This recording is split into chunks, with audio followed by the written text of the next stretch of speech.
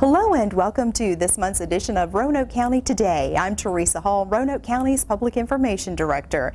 Construction is well underway on several key projects in Roanoke County. We'll have an update on progress with Roanoke County's new multi-generational recreation center and fleet service center. Plus, we'll have highlights from the December Board of Supervisors meeting where Clay Goodman was named Roanoke County's next administrator. Hope you'll stay with us.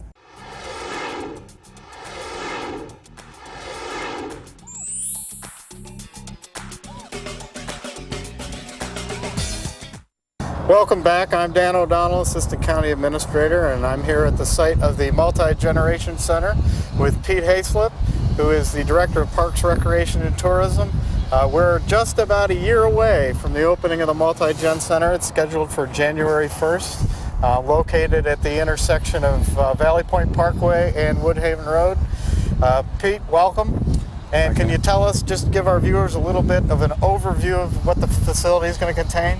Well, it's going to be a 76,000 square foot indoors, and it'll include 2 full-size gymnasiums, a senior kind of a teen lounge, child care area, and just about 3,300 square foot of multi-purpose rooms, really large, nice rooms, birthday party rental room, locker rooms, 10,000 square foot fitness area, and a 1/8 of a mile walking track. That's predominantly the indoor portion of it, and well, with the indoor aquatic area, of course, being one of the main features of it. And then we also, another unique feature of this is an additional 20,000 square foot of an outdoor kind of a family water park, leisure park type of a facility.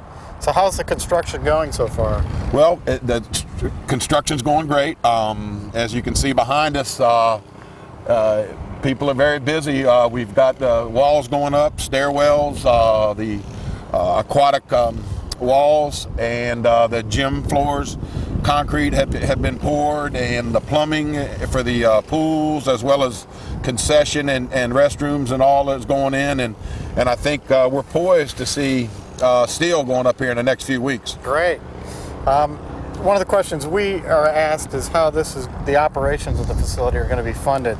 Will there be memberships, daily admissions? How does that work? Well, first of all, the operations of the facility, the funding for that will come from user fees that we will charge to utilize the facility. One of the unique parts of this facility will be the many options that people will have to use it. Certainly we'll have memberships that'll be available for seniors, families, couples, or whoever. And with those memberships, there'll be some certain level of fitness programs and other programs that may go along with that membership. But again, the unique part about it is we will also have a daily admission component, which if you want to bring your family swimming, you come in, you can pay a daily admission fee, both either to the inside or the outdoor pool, and you don't have to pay a big membership fee to do that. Good. And we think that's a way to provide an affordable recreation for the Valley residents. Also, Roanoke County, as you know, Dan, we have an awesome group of recreation programmers that we have programs all throughout the county, and we will also offer a myriad of programs here: after school programs for kids, camps, programs for seniors. We have a very, very active therapeutic recreation program, and we'll also have fitness programs, again, that you won't have to be a member of the facility to participate in. You'll be able to come and sign up for an aerobics program if that's just what you want. Right. So we're really kind of got a variety of things available and different packages that truly will make it an affordable experience for county as well as Valley residents. Sounds great. One of the concerns everybody has nowadays is just the economy. How do you see the current downturn in the economy affecting this project or the memberships?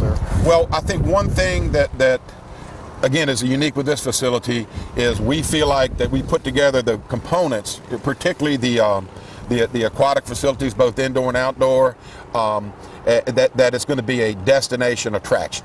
We also, the types of programs that we offer, what we're seeing today in our program registrations is people are registered for programs. They're to me, in economic downturns, people need recreation. They need affordable recreation. They need it close to home. They don't want to spend a lot of money on gas and traveling. And I think what we'll see here is just like we see in our other programs, people will come because it's one, quality, it has value, and it provides some lifetime benefits too. Okay. How does this facility compare with other facilities like this, both locally and across the nation? Well, I think locally, I think we're fairly unique here. Again, we've talked a lot about our aquatics programs, but we have also large multi-purpose rooms that will be available for corporate trainings and meetings, wedding receptions, showers, and very large, nicely appointed rooms. We have the largest, double gymnasium, I think, here in the valley. We are looking at it as an opportunity to promote our sports marketing also. And so I think we're positioning ourselves really well. So it's really more than a fitness center. It's got a lot of different purposes and uses. And that's good. What will be the extent of the regional attraction? Is this going to draw from just locally, or do you think people from farther away will use it? I think, I think the bulk of our participation will be, I would say, the Roanoke Valley. But when we start getting into our sports marketing, we are already using our renderings to go out and try to attract AAU basketball tournaments, softball tournaments, and we've gotten a lot of favorable responses from those organizations that are looking for places like this when they bring their tournaments where they can have their participants have a place to relax but also have a place to compete. So it's we get a double benefit from that. Right. Now we're still about a year away from opening, but when do you think you're going to accept memberships? We'll probably look at around September. Okay, so sometime late summer, early fall, people will be able to actually get advanced memberships. And where can our viewers go for more information? RoanokeCountyParks.com, and that's our website. And there's certainly a whole list of information as well as pictures of the facility. And also, our staff, me and my staff, are available to come to public meetings, civic associations, homeowners associations, nonprofit groups, whoever that want to have a first-hand look at what it is we're doing here. And we can call 387-6078 and you can set that appointment up. Well, it certainly is an exciting project, and it's well underway, and we're looking forward to the January 1st opening next year. Thank you for being with us today. My pleasure. It's a great project and going well. Thanks. We'll be right back.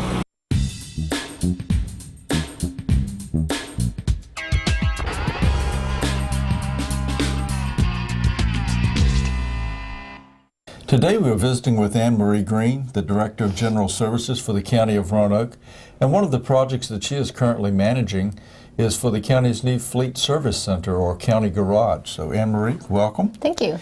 How is the project coming along? Well, we've been really pleased with the progress we're making. The block is going up out there. It's about 40, almost 50% complete. We've got steel now that's going into place. The grading, anyone that goes out there has seen some big drainage pipes we had to put in and a huge stormwater detention pond, but that's all done. So a lot of the grading, is also done. And we've just, we're still right on track. We're about 2 weeks behind due to cold weather and rain in particular, but I'm sure we'll make that up in the next few months. So we're still on track for our June 30th opening.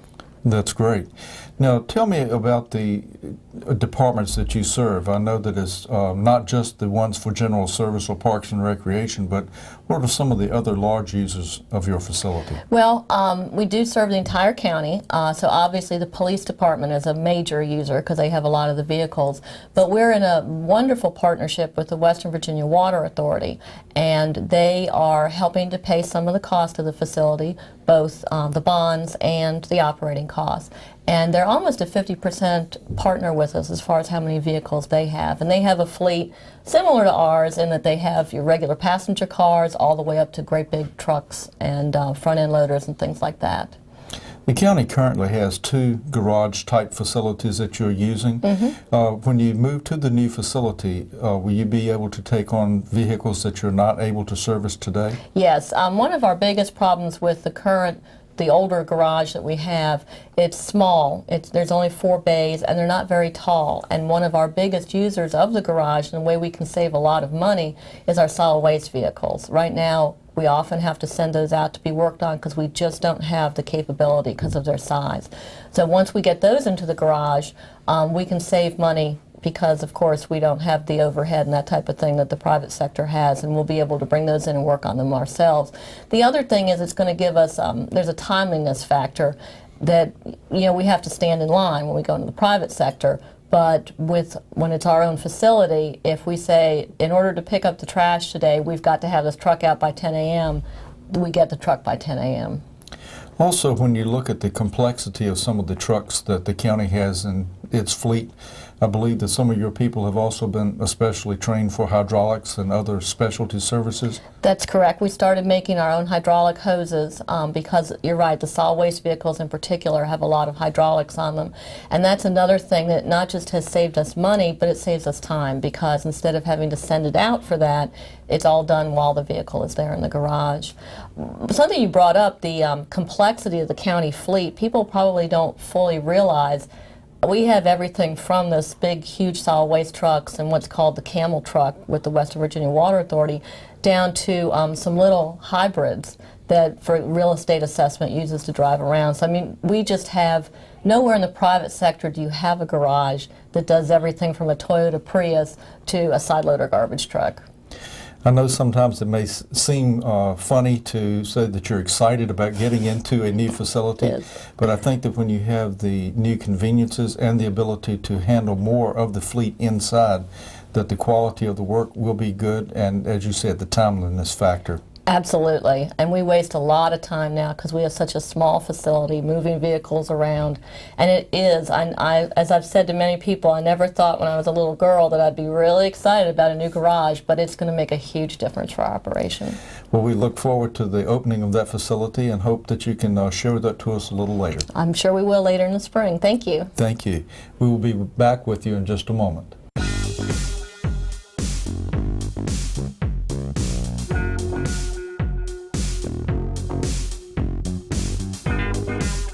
In January, property owners in Roanoke County received their 2009 general reassessment in the mail. Billy Driver is Roanoke County's Real Estate Valuation Director and is here to share some information with us about those assessments. Billy, thank you so much for taking the time to talk with us.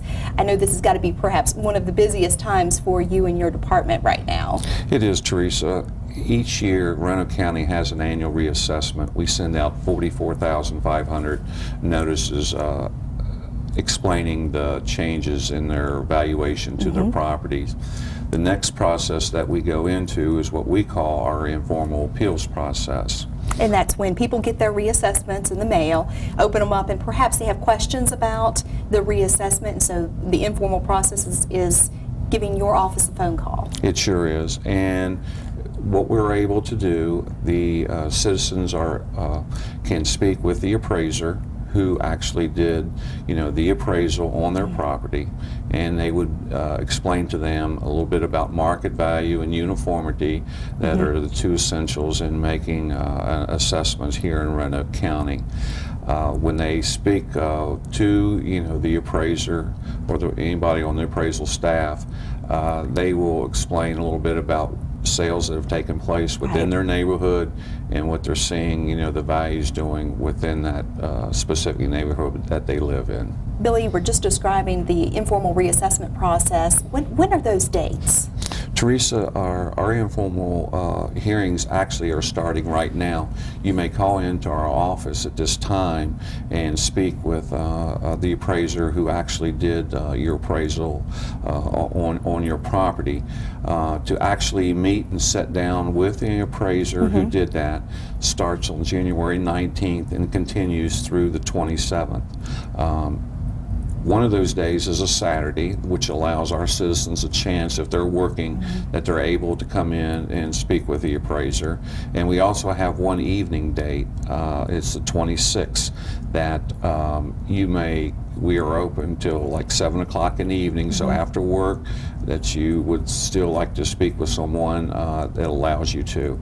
But one of the easiest ways to look at the dates and the times is to go to our website, and we have a calendar, and they specifically tell you, what days and times that you may call or make an appointment to meet with the appraiser. Okay, that's RoanokeCountyVA.gov, and then Real Estate Valuation Department. That's correct. Okay. Yes, sure is. Well, people who are watching may want to know just a little bit about your tax relief for the elderly program. How does that work? This is a program that's actually run through the Commissioner of Revenue's office, but one of the things that since we're dealing with our general reassessment notices, people ask, a lot of questions about.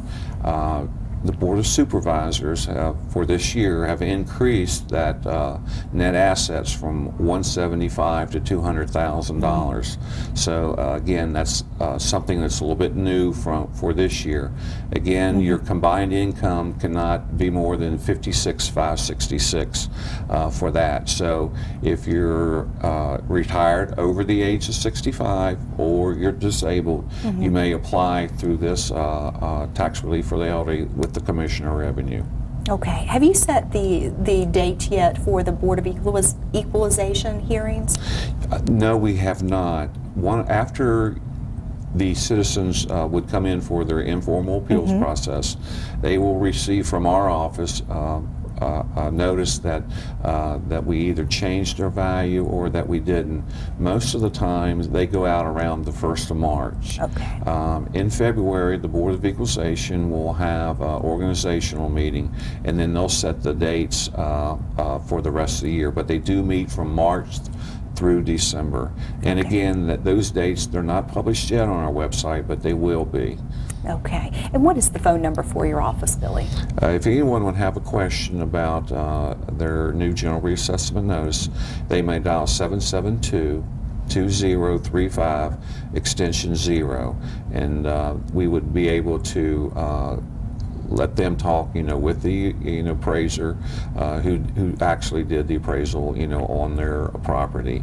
And again, if you're a citizen or property owner here who did not receive their notice, call that number too, and we would be able to send you a property record card stating or give you your new valuation. Okay. All right. Well, Billy, as always, thank you so much for sharing this important information with us. Thank you, Teresa. And stay with us, everyone. We'll be right back.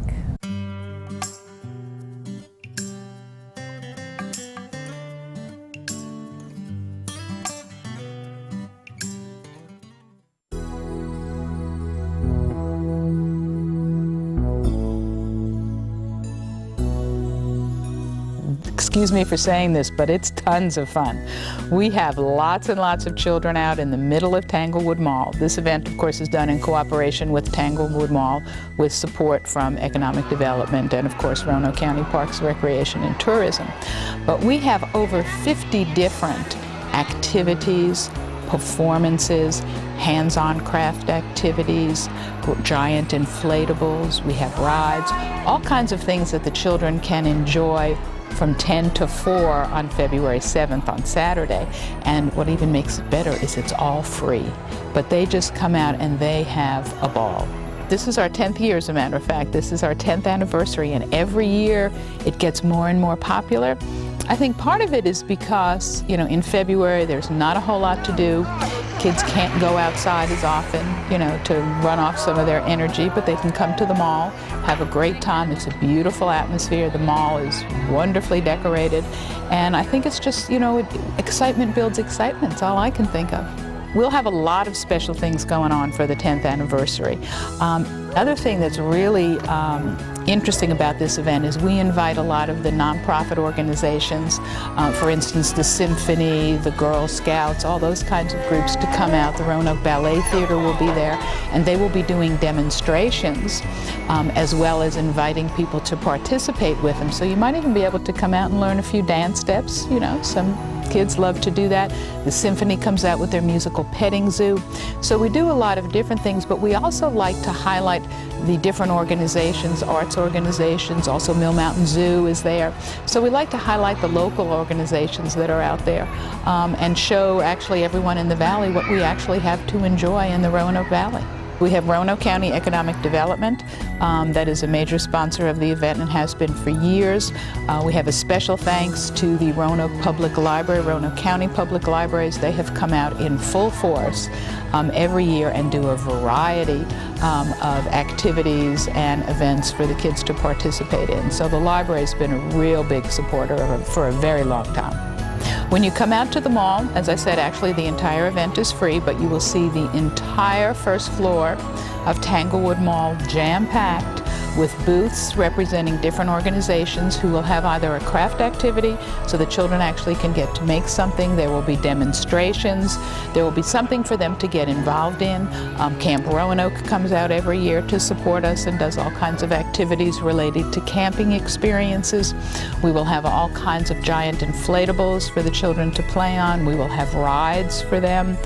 You can also go up into the food court and enjoy some munchies if you like. Now you will have to pay, of course, for the food in the food court, but all of the activities for the children, we'll have face painters, we'll have clowns, we'll have puppeteers, we'll have a magician, we'll of course have Bobby Lilly, the famous balloon sculptor who makes the most magnificent hats. He has been actually doing balloon sculpting. He makes fabulous hats for the children. He's actually been doing it since he was 12 years old. And I won't tell you how old he is now, but he is fabulous. And he goes non-stop for 6 hours straight. Well, the idea originally originated 10 years ago with the bicentennial celebration.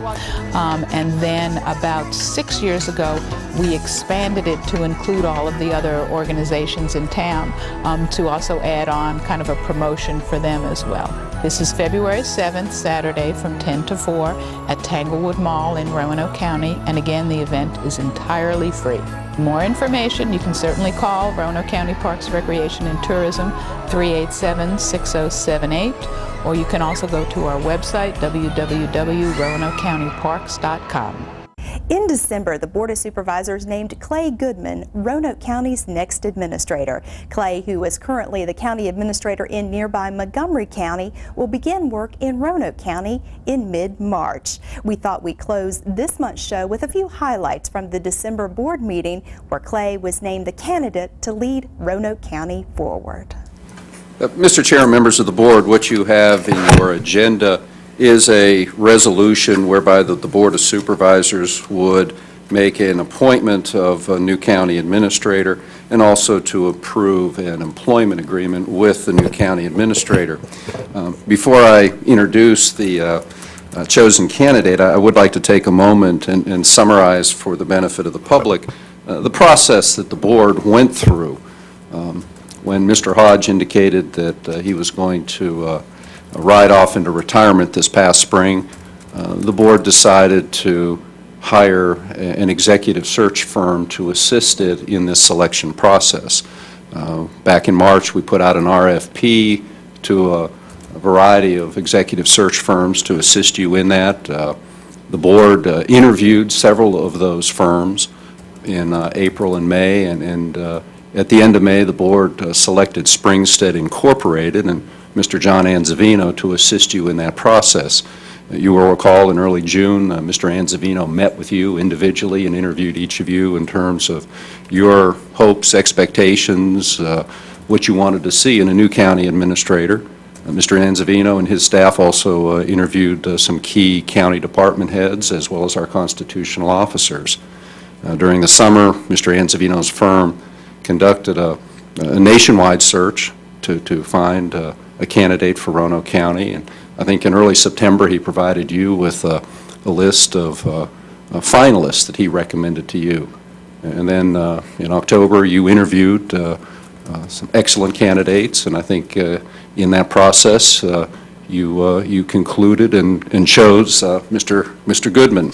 So I would recommend that the board may want to look at the draft resolution, and you'd like to insert the name of B. Clayton Goodman in the blanks in the resolution. And I would assume Board members may have some comments, and then Mr. Goodman may have some comments. Okay, why don't we move on with the resolution, if the clerk will, with the adoption of the resolution, place Mr. Goodman's name in the 3 blank places that we have on there. And I will move adoption of the resolution with Mr. Goodman's name in there. And Madam Clerk, if you would call the roll, please. Ms. Moore? Yes. Mr. Church? Yes. Mr. Altizer? Yes. Mr. McNamara? Yes. Mr. Flora? Yes. We're looking for someone that has a really good reputation of integrity, of honesty, someone that's going to do the right thing all the time. An old saying that the person always does the right thing when nobody's looking, that's you, because that means you're doing the right thing at all times. Had a little insight to how Clay operated and what kind of individual you are. And I think to each and every one of us on this board, integrity was the highest quality that we were looking for in someone. And I think we found that individual in you, Clay. And, you know, someone with the experience that you got. And the other important thing for me was certainly is the staff that are sitting here today, some here, some watching, and the citizens of the county. I think your demeanor, the way you do things, the way you handle things, I think that, for me, that was another big deciding factor. I think the search firm did an excellent job. We really had, there was a very wide pool of applicants that was narrowed. 10 very good applicants presented to the board, which subsequently was narrowed to 5, and subsequently was narrowed to 1. And I, too, am very, very happy that you're the candidate sitting here, or standing in front of us to lead us. Roanoke County will be in very good hands. We're glad to have you, and I too agree that we made an excellent choice. And I know the citizens, the staff, and the board members are really looking forward to working with you. We needed a personality that would fit with Roanoke County and the Roanoke County staff, and you clearly had the kind of personality that we think will fit right in. Of course, you've already fit into Roanoke County for several years in Benton, but you know, Roanoke County is the big picture. I think you'll do even better.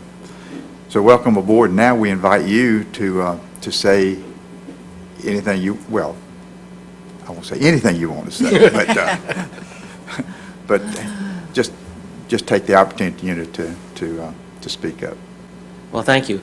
I want to thank the board members for their support in naming me the Roanoke County Administrator. That's something I cherish, in the fact that you would feel comfortable to allow me to take the position, to be given the position. I know it's something that I need to enrich, to improve and strengthen as I work with the board, and I pledge that I will work with you in any way possible to ensure that we meet the needs of the citizens of Roanoke County.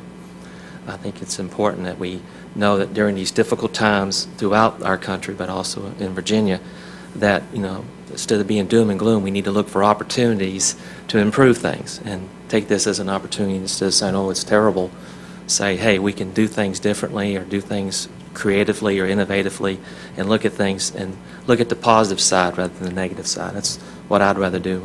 I'd rather build bridges than tear bridges down. So that's what I pledge to do with the board, to do as much building and strengthen the organization and working on behalf of the citizens and the board, but also the staff, to work with the staff and develop a relationship with them as we move forward.